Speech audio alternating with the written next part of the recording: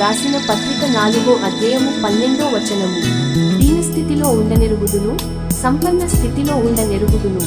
ప్రతి విషయములోను అన్ని కార్యములలోను కడుపు నిండియుండుటకును ఆకలిగొనియుండుటకును సమృద్ధి కలిగియుండుటకును లేమిలో ఉండుటకును నేర్చుకొని ఉన్నాను. Philippians chapter 4 verse 12. I know both how to be abased, and I know how to abound. Everywhere and in all things I am instructed both to be full and to be hungry, both to abound and to suffer need.